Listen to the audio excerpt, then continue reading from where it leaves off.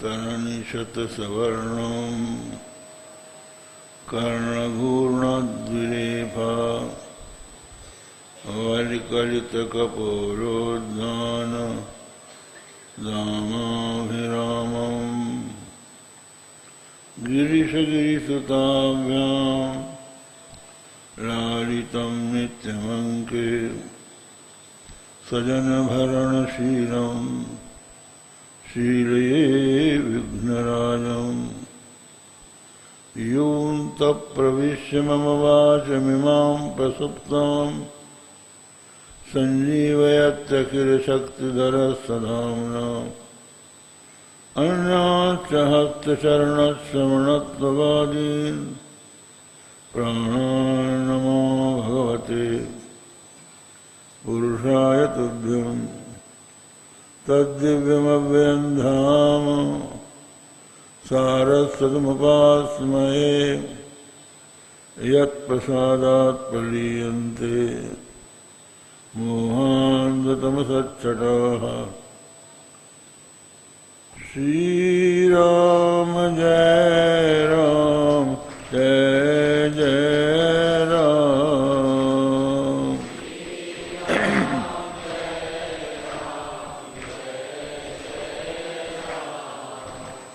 श्रीराम जय राम जय जय राम।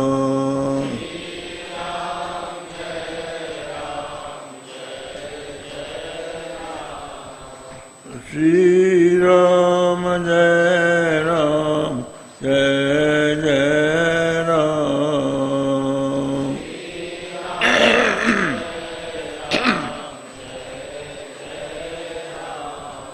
श्रीराम जय राम जय जय राम।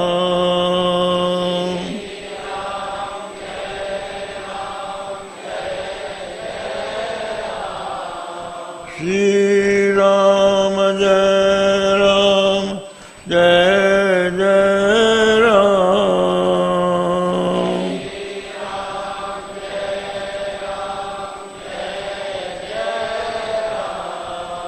श्रीराम जय राम जय जय राम।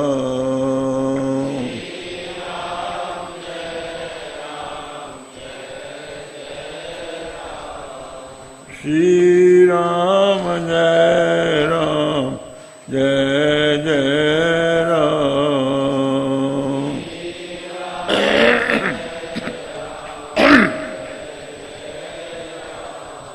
धर्म की अधर्म का प्राणियों में विश्व का गोमाता की गोहत्या हर हर महादेव। समुपस्थित सज्जनों देवियों, श्रीमद् भागवत में भगवान श्री कृष्ण ने अपने प्रिय सखा उद्धव को उपदेश देते हुए कहा, निदेह माध्यम सुलभम सुदुर्लभम प्रभम सुकल्पम गुरु कर्णधारम मयानुकूलेन नभस्वतेरितम पुमान भवाब्दिम न तरेत स आत्मः। इसका अर्थ है कि जो पुरुष इतने सब साधनों के रहते हुए भी स्वयं को संसार सागर से पार नहीं कर लेता, वह आत्महत्यारा है। कौन कौन से साधन हैं? निर्देह माध्यम, सबसे पहला साधन नरदेह, मनुष्य शरीर। मनुष्य शरीर के बिना हम परमेश्वर को नहीं जान सकते। मनुष्य शरीर के बिना धर्म का अनुष्ठान नहीं कर सकते। मनुष्य शरीर सभी साधनों का मुख्य आधार है, इसलिए इसको आद्यम कहा। सबसे पहले मनुष्य शरीर मिलना चाहिए। पशु पक्षियों के शरीर से हम भगवान का आराधन नहीं कर सकते। यहाँ तक कि भगवान का नाम भी हम नहीं ले सकते। आप पूछेंगे तोता मैना भी तो भगवान का नाम ले लेते हैं, राम राम सीता राम सीता राम। तो आपका ये कथन कि केवल मनुष्य ही भगवान का नाम लेता है, कहाँ तक ठीक है? तो इसका उत्तर ये है कि तोते को इस बात का पता नहीं है कि राम किसका नाम है, वो तो रटता है। मनुष्य को पता लगता है, मनुष्य जानता है कि राम कोई तत्व है, राम भगवान है, उनका ये नाम है। इस बात का ज्ञान केवल मनुष्य शरीर से होता है। मनुष्य शरीर से ही आप धर्म का आचरण कर सकते हैं। पशु पक्षी भी चलते हैं,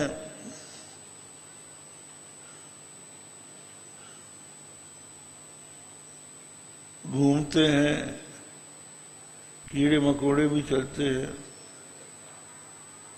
लेकिन उनके चलने से न धर्म होता है और न ही अधर्म होता है।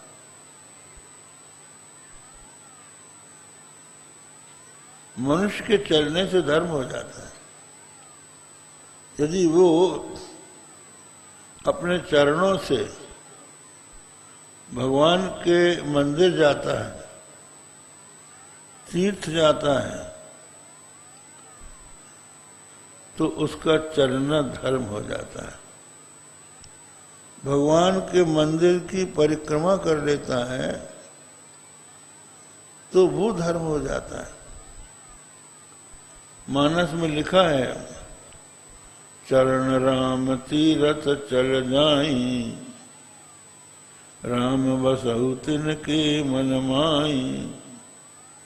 जिनके पैर राम के तीर्थ में चले जाते हैं, प्रभु उनके मन में निवास करो। तो चलना धर्म हो गया और चलना ही अधर्म हो जाता है। यदि आप किसी बुरे काम के लिए चल रहे हो तो वो चलना आपका अधर्म होगा। उससे तत्काल मन अशुद्ध हो जाता है। रामचरितमानस में रावण की चर्चा है। जाके डर सुर असुर डराई, निशि न नींद दिन अन्न न खाई।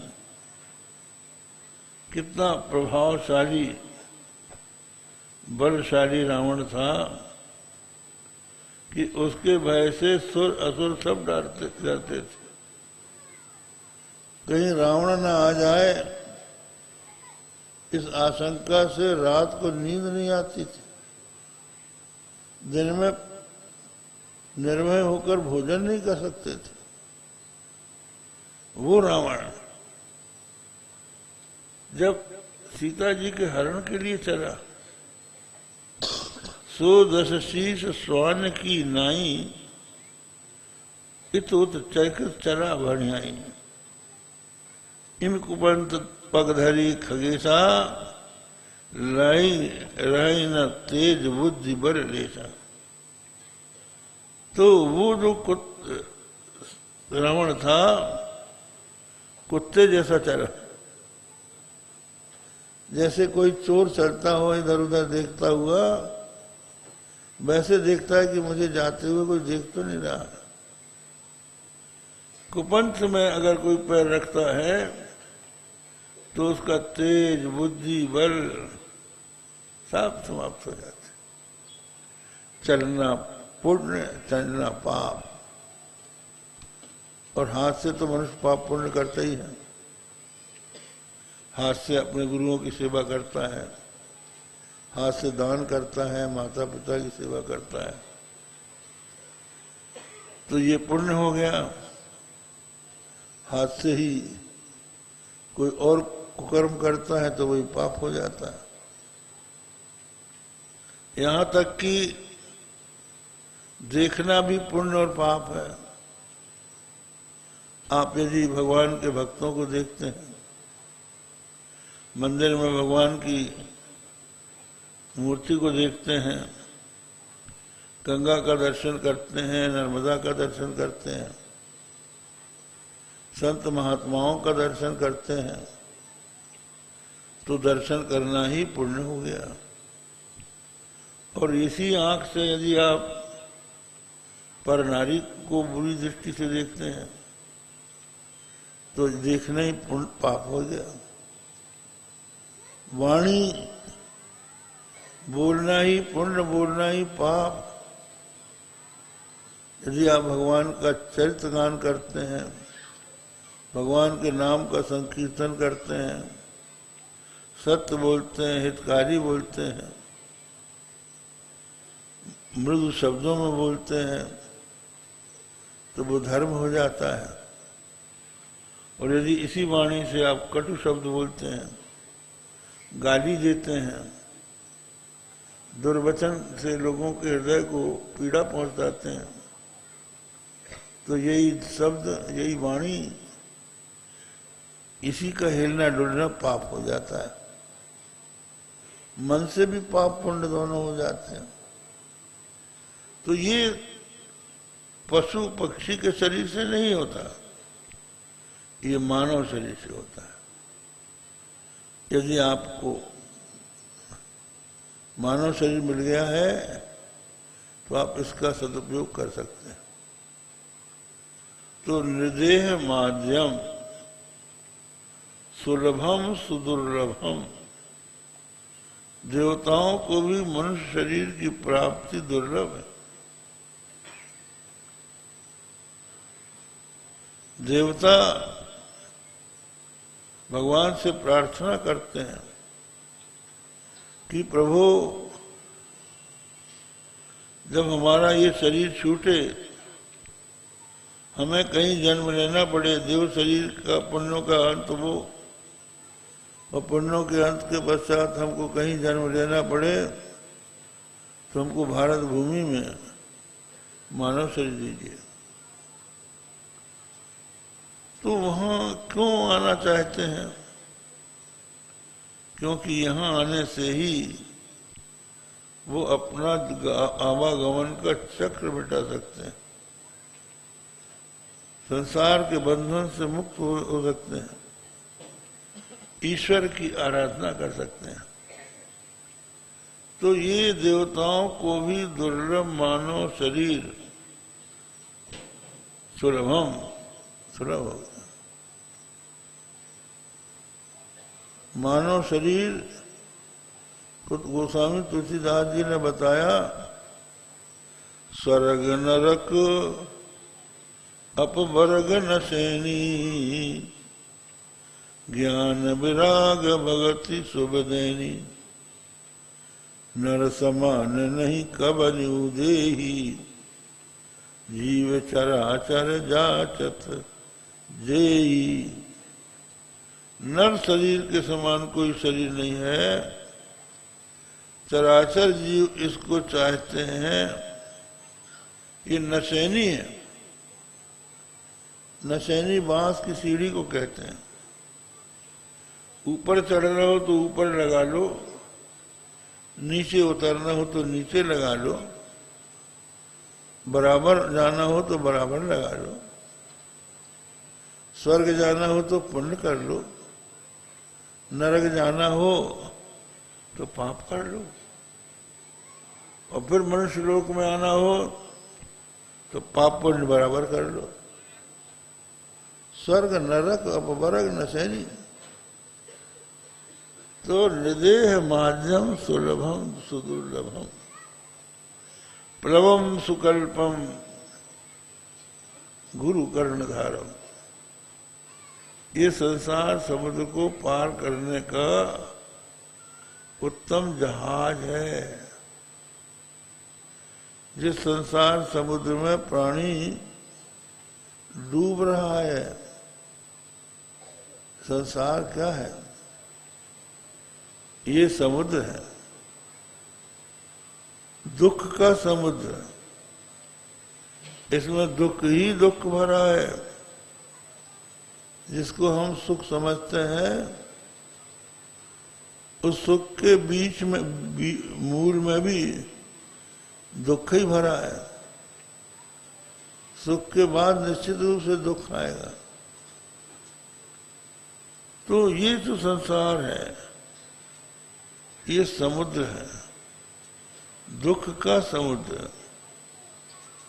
इस दुख के समुद्र में प्राणी डूबता उतराता है। जैसे समुद्र में बड़ी बड़ी तरंगें होती हैं, उन तरंगों से टकराकर अच्छे अच्छे पहलवान गिर जाते हैं। ऐसे ये संसार समुद्र की, दुख समुद्र की 6 बड़ी बड़ी तरंगें हैं।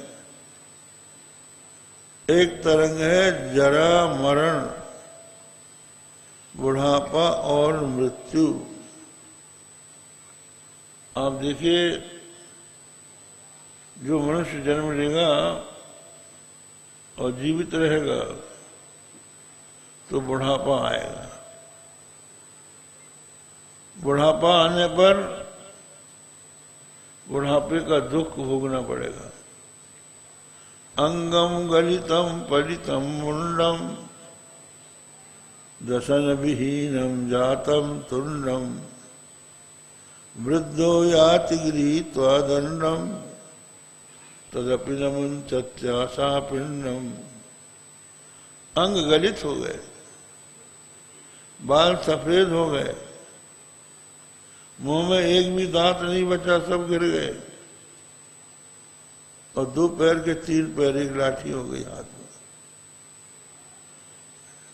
अच्छे अच्छे पहलवान जो आकाश की ओर देख के चलते थे, बुढ़ापे ने आंख नीची कर दी। अब नीची आंख करके चल रहे हैं। एक बुढ़िया थी, वो अपनी कमर झुकाए जा रही थी। मस्करों ने पूछा, माता राम क्या ढूंढ रही हो? करे मूर्खो, मेरा यौवन का मोती गिर गया है, वो खोज रही हो। तो ये जरा मृत्यु। विज्ञान ने कितनी बड़ी उन्नति कर ली। आज आप अखबारों में पढ़ते होंगे कि वैज्ञानिकों ने गॉड की खोज कर ली। तुमने खूब खोज कर ली, लेकिन बुढ़ापा कैसे दूर हो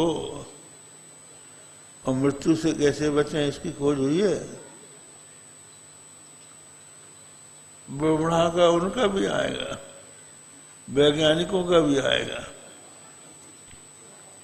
और मौत भी उनकी आएगी। जरा मरण, जरा मरण से मुक्ति अगर संसार में कोई है तो उसको नहीं मिल सकती। ये शरीर की 2 तरंगें हैं और प्राण की 2 तरंगें, क्षुधा पिपासा, भूख। भूख लगती है सबको। राजा को भूख लगती है, रंग को भूख लगती है। भूख के कारण लोग क्या नहीं करते। एक व्यक्ति दूसरे व्यक्ति की गुलामी क्यों कर रहा है? क्योंकि उसको भूख लगती है, पेट भरना है। पेट भरने के लिए लोग देश छोड़ के परदेश जाते हैं। पेट भरने के लिए भर बरसात में किसान अपने घर से निकलकर खेत की बजिया बांधने के लिए जाता है।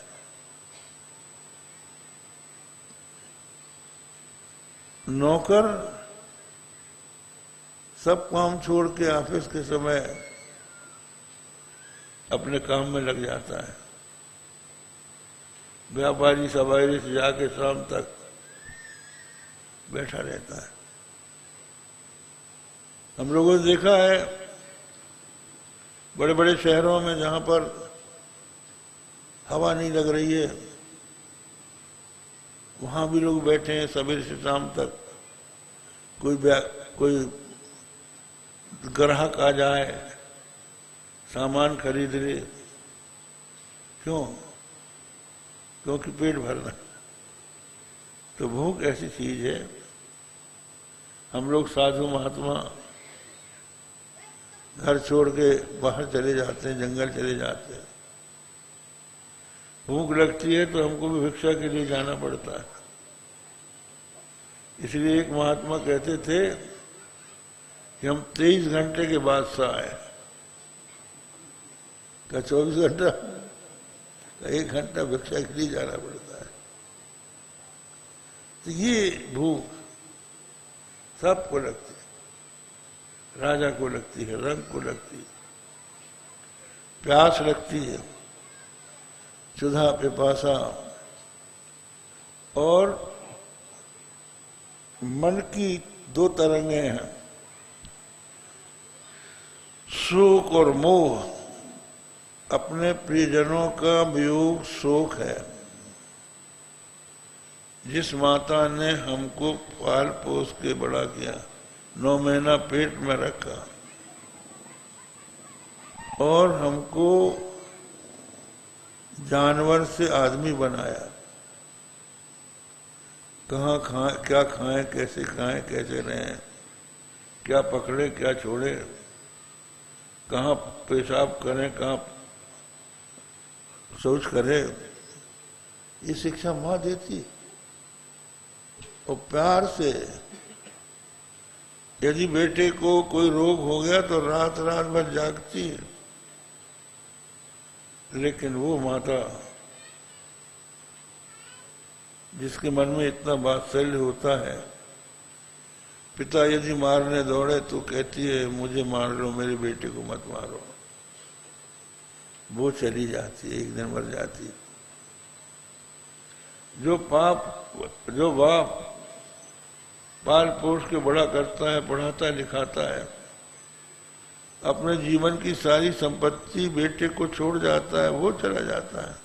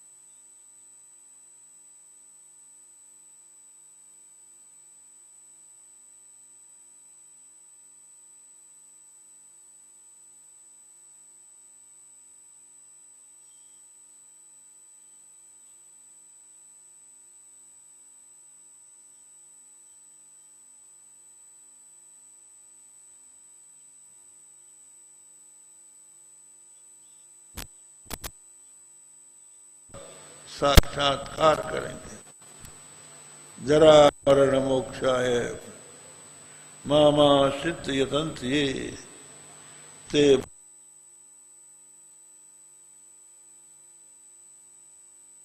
जो जरा मरण से मुक्ति के लिए मेरा आश्रय लेकर मेरा भजन करते हैं, तो संसार समुद्र से पार होने के लिए जरा मरण एक उपलक्षण है। जरा मरण क्षुधा पिपासा शोक मोह और यहाँ तक कि सारा संसार जो दुख रूप है, इससे पार होने के लिए भगवान ने हमको एक जहाज दे रखी है।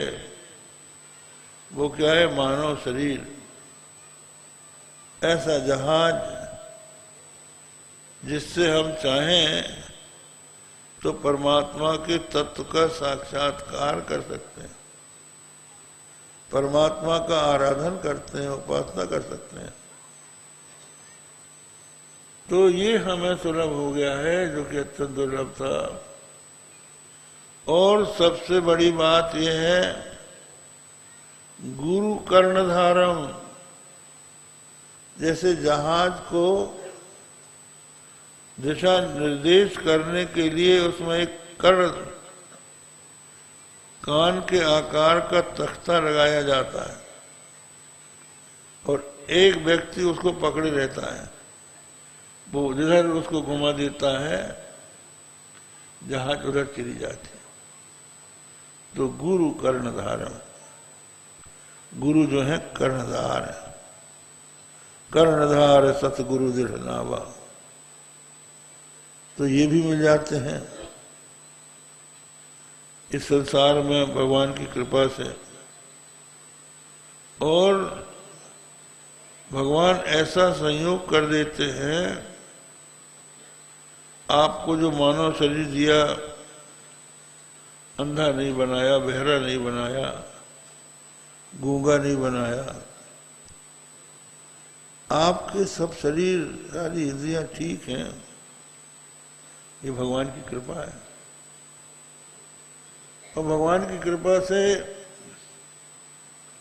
संत महात्माओं का दर्शन हो जाता है। संत विशुद्ध मिलहि पुनिते ही, चित वही राम कृपा करीजे। जिसके ऊपर भगवान कृपा करके देख देते हैं, उसको विशुद्ध संत मिल जाते हैं। संत विशुद्ध कह दिया, विशुद्ध संत मिल जाते हैं। अब कईयों को कालने भी मिल जाते हैं। संत के वेश में ऐसे लोग मिल जाते हैं जो और उल्टे डुबो देते हैं, और ऐसे बहुत से लोग,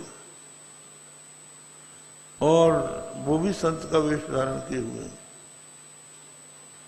तो ऐसे लोगों के चक्कर में पड़ गए, वो न जाने कहाँ पहुंचा दें, न जाने क्या बता दें। तो ये भगवान का जो अनुग्रह है, उससे हमें संत मिल जाते हैं, गुरु मिल जाते हैं। तो गुरु कर्णधारम मया अनुकूलेन नभस्वते रितम। जैसे जहाज को कहीं ले जाना हो और उधर ही ले जाने वाला पवन चलता हो, तो सरलता से नाव आगे बढ़ जाती है।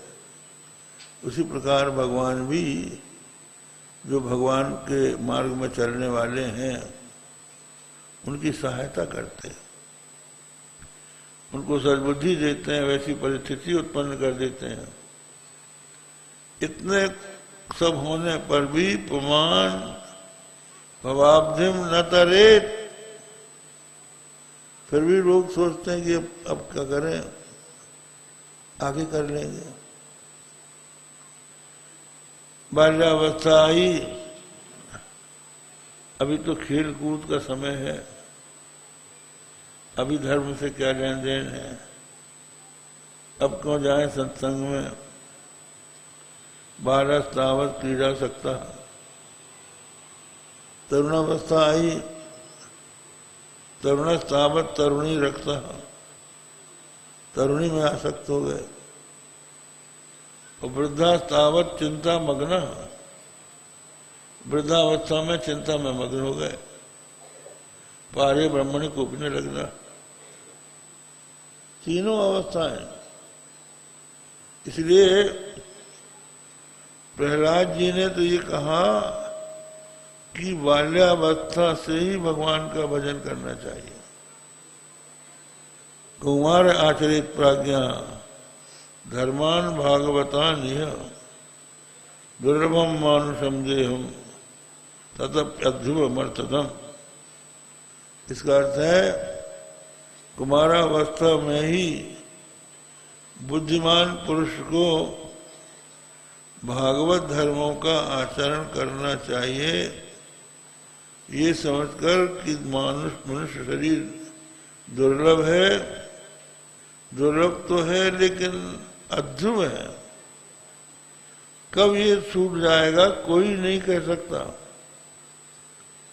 9 द्वारे को पिंजरा तामे पंछी पौन, रहने को आचरज है गए अचंभा कौन।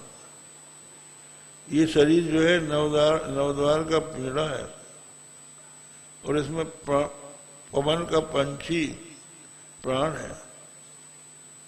तो जिसके निकलने के 9 दरवाजे हैं उसको निकलने में क्या देर लगती है? रहता है इसी में आश्चर्य। गए अचंभो कौन, जाने में क्या अचंभा है। तो अध्रुव है। अध्रुव होने के साथ साथ अर्थदम, बहुत बड़े प्रयोजन की सिद्धि इस मानव शरीर से हो सकती है। ये आप समझ लीजिए 24 घंटे में मनुष्य श्वास लेता है। श्वास से जीवन है। जिस दिन श्वास बंद हो जाएगी उस दिन फिर क्या रह जाएगा शरीर में? डॉक्टर कह देंगे भाई श्वास चली गई। श्वासा जब तन से निकल जाएगी सूरत तेरी दुनिया बदल जाएगी। तो ये श्वास जो है 24 घंटे में हम लेते हैं वो गिनी हुई है। 21,600 श्वास है और 24 घंटे में 21,600 श्वास हम लेते और छोड़ते हैं। तो एक दिन की 21,600 तो महीने भर की गिन लीजिए, कंप्यूटर से निकाल लीजिए, साल की निकाल लीजिए और इसके बाद जितने दिन आप जीवित रहेंगे, जितनी आपकी आयु है उतने निकाल लीजिए। तो उतनी श्वास आपके पास है पूंजी और अब उसमें से खर्च हो रही है। देखिए जिस कुएं में झील है उसमें से कितने पानी निकालो, पानी बढ़ता जाएगा, लेकिन टाका उसमें से जितना निकाल लो उतना ही कम हो जाएगा। आपके पास कई करोड़ रुपया है और बिजनेस नहीं है, उत्पादन का कोई साधन नहीं है, तो आपको उसी दिन से डर लग जाएगा कि अब खर्च हो रहा है, इसके बाद बचेगा क्या। तो आपकी जो पूंजी है जीवन की, वो जितनी श्वास की पूंजी है अब वो निकलती चली जा रही है, कम होती जा रही है। होते होते जब अंतिम श्वास रह जाएगी तब पता लगेगा कि इसकी कितनी कीमत है। वही हमने एक दृष्टांत कल भी दिया था। अब उसी दृष्टांत को दूसरे रूप में देने जा रहे हैं। एक किसान था, उसके खेत में ज्वार बोई थी, भुट्टे लग गए थे, चिड़िया आकर ज्वार खेत को खाने लगी और भी पक्षी आने लगे।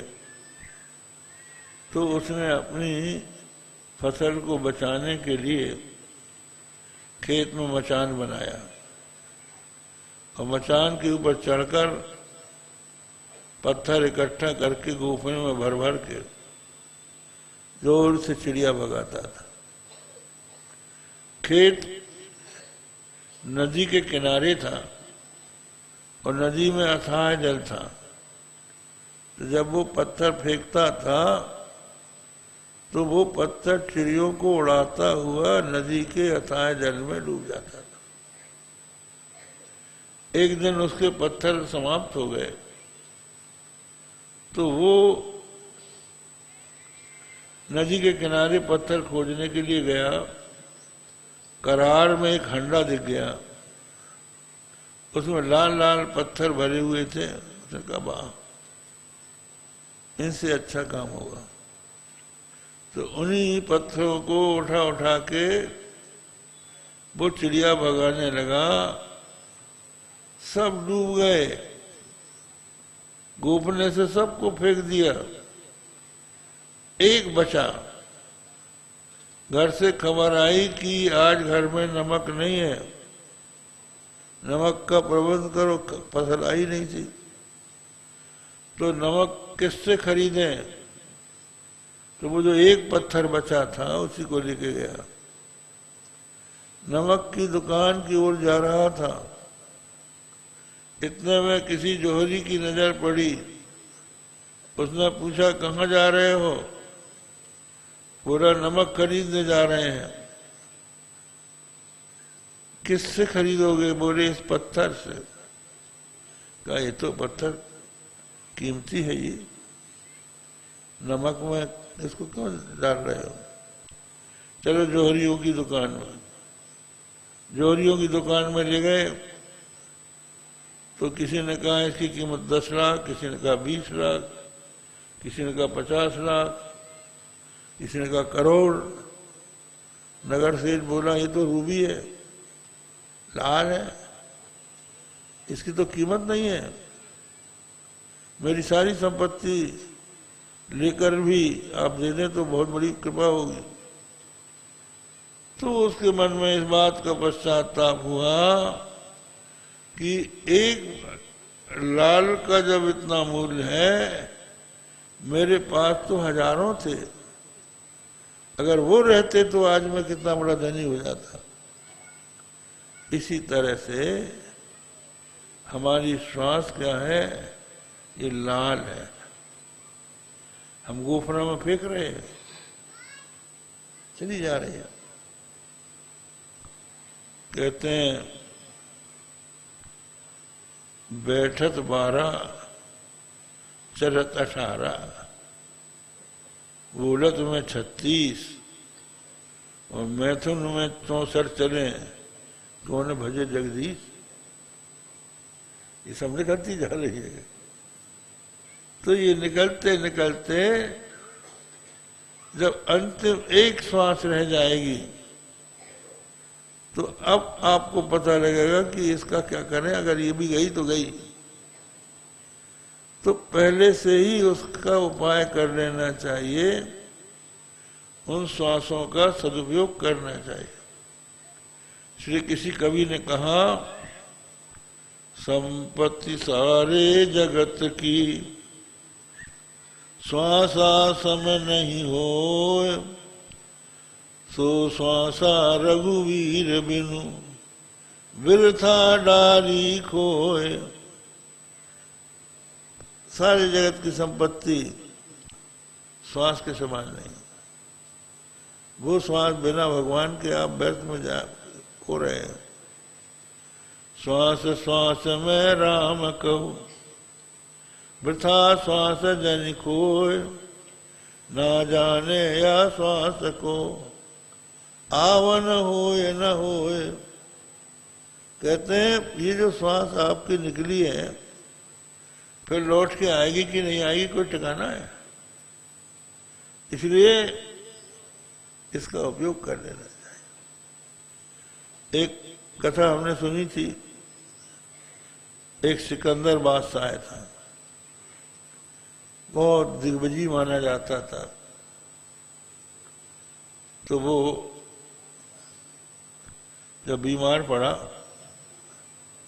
तो लुकमान वैद्य को बुलाया गया। जैसे अपने यहाँ धन्वंतरी है वैसे फारसी में लुकमान हो गया। लुकमान ने नाड़ी देखी, नब्ज देखी, उसने कहा कि ये 1 घंटे तक रहेगा, 1 घंटे के बाद इसका प्राण छूट जाएगा। तो उसने कहा अच्छा क्या करें, तो अपने मंत्रियों को बुलाया। कहना लगा कि भाई तुम्हारे कहने से इतनी जिंदगी हमने बिता दी, तुम्हारी राय पर चलते रहे, 1-2 घंटा और बढ़ा दो।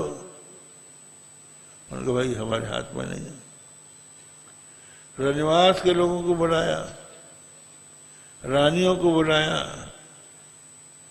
उनसे कहा तुम्हारे पीछे हमने इतना समय बिताया, कुछ समय तुम बढ़ा दो। वो रोने लगी, हम क्या करें, हमारे हाथ में नहीं है। लुकमान से कहा, बोला कि हम इतना कर सकते हैं कि तुम होश में रहो और तुम्हें तकलीफ नहीं होगी, लेकिन मरोगे जरूर, इसके आगे तुम्हारी आयु नहीं है। तो उसने सबको बुलाया और ये कहा कि देखो अब हम जब मर जाएं तो जितना भी हमारा खजाने का रत्न है, सोना है, चांदी है, सब सड़क में बिखेर देना, लोगों को समझ में आ जाए कि इसके साथ कुछ नहीं गया, हिसाब यहीं रह गया। और मुझे मेरे पैर जब ले जाओ श्मशान की ओर तो मेरे पैरों को आगे कर देना, सिर पीछे कर देना। इसका मतलब यह है कि सिर आगे करके जा आया था, अब पैर आगे करके जा रहा, और हाथ मेरे खोल देना कि मुट्ठी बांध के आया था और हाथ पसारे जा रहा। तो ये है, तो अपने जीवन का मूल्य समझते हुए, श्वासों का मूल्य समझते हुए, तो ये समझदारी की बात है। दुर्लभो मानुषो देहो देही नाम क्षण भंगुरा, प्रहलाद जी का हम बता रहे थे कि कौमार आचरित प्राज्ञा धर्मान भागवतान यह, छोटी अवस्था से ही भगवान का भजन प्रारंभ कर देना चाहिए। ऐसा माना जाता है कि चंचलता बच्चों के शरीर में रहती है। बच्चा बहुत ज्यादा चंचल रहता है, उसको यदि शांति से बैठा दो तो शांत हो जाता है। उसकी चंचलता शरीर में है और जवान की चंचलता आंख में होती, आंख इधर उधर घूमती है उसकी।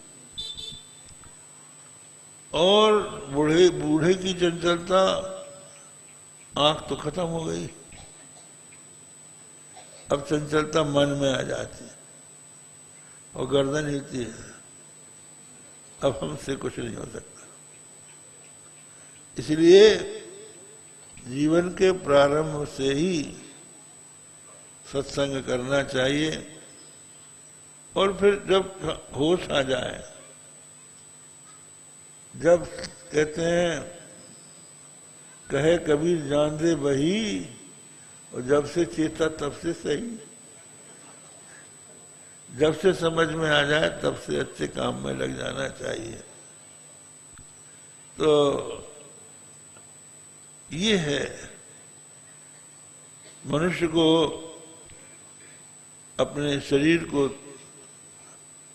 सार्थक बनाने के लिए, जन्म मरण से के चक्र से छूटने के लिए परमात्मा की ओर अभिमुख होना चाहिए। जन्म मरण का चक्र भगवान की शरण में जाने पर ही छूट सकता है और कोई उपाय आज तक कोई निकाल नहीं सका है। इसलिए भगवान ने कहा जरा मरण मोक्षाय मामाश्रित्य यतन्ति ये तद ते ब्रह्म तद विदुकृष्णम अध्यात्मम कर्म चाखिलम। जरा मरण से मुक्ति के लिए जो मेरा आश्रय लेकर, तो ये कौन है? जरा मरण से मुक्ति के लिए भगवान का आश्रय लेने वाले ये पुण्यात्मा लोग हैं, दैवी संपद वाले लोग हैं। सब लोगों की भगवान में, भगवान के भक्तों में श्रद्धा नहीं होती है। जिसका अंतःकरण जैसा होता है वैसी ही उसकी श्रद्धा होती है। सत्वानुरूपो सत्वानुरूपा सर्वस्य श्रद्धा भवति भारत। अपने अंतःकरण के अनुरूप ही प्राणी की श्रद्धा होती है। श्रद्धा मयोयम पुरुषः यो यत् श्रद्धा सएव सा। ये पुरुष श्रद्धामय है, जो जैसी श्रद्धा वाला है वो वैसा ही है। तो किसी भी व्यक्ति को समझना हो तो उसके मित्रों को देख लो, कैसे लोगों से उसकी दोस्ती है, कैसे लोगों से उसका प्यार है। बस समझो कि इनका भी स्वरूप यही है। क्योंकि समान शील व्यसने सख्यम, जिनका स्वभाव और व्यसन समान होता है, शराबियों का शराबियों से प्रेम हो जाएगा,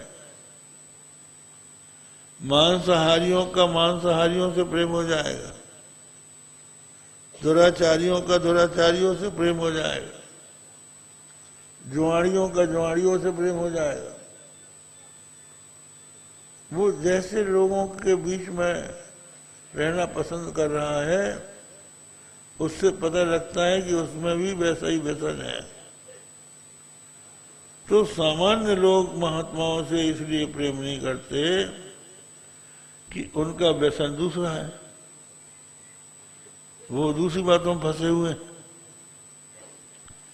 वो तो कहते हैं महात्मा जी आप लोगों के दर्शन से हम लोगों को नुकसान है। आप लोग मिलते हैं और कह देते हैं कि संसार क्षणभंगुर है, तो हमारा तो विषय भोग चौपट होता है, हम तो इसको नित्य समझ के भोग रहे हैं। तो ऐसी स्थिति में जिसके मन में दैवी संपत्ति के गुण हैं, जिनका अंतःकरण विशाल है, महात्मा तमाम पार्थ दैवी संपदमाश्रिता भजन्ते नन्य मनसो ज्ञात्वा भूतादिम अव्ययम। हे अर्जुन, जो महात्मा हैं, जो दैवी संपद वाले हैं, वे मेरा भजन करते हैं। और ऐसे ही लोग संत महात्माओं से भी प्रेम करते हैं। लक्ष्मी मन देखो मोर गण नाचत बारिद पेख गृही व्रत रत हर्ष जस विष्णु भक्त कह देख। वर्षा ऋतु का वर्णन करते हुए भगवान श्री राम लक्ष्मण जी से कहते हैं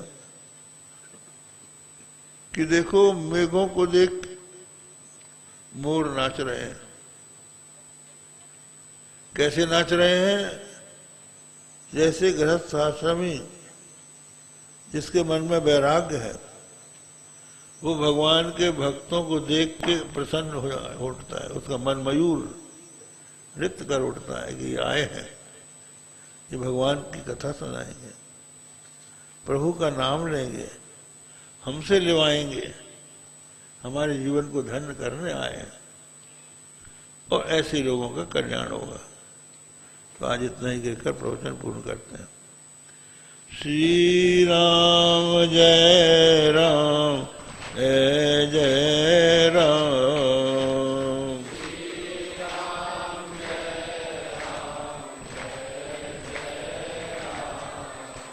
श्री राम जय राम जय जय राम।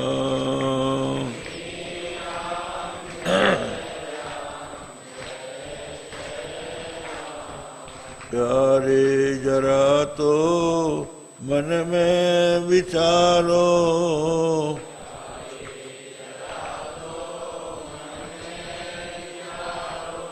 क्या साथ लाए अरुले चलोगे।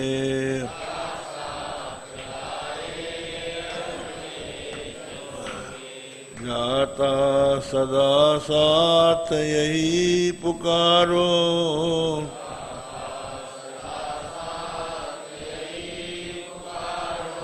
गोविंद दामोदर माधवेति।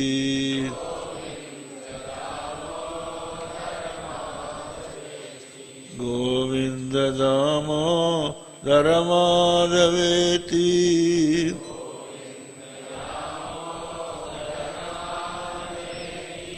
हे कृष्ण हे यादव हे सखेति।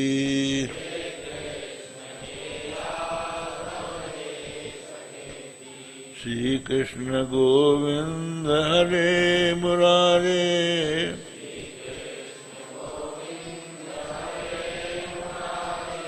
हे नाथ नारायण वासुदेव।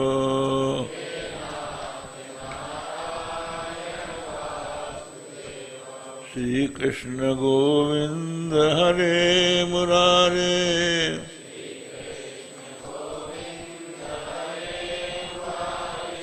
हे नाथ नारायण वासुदेव।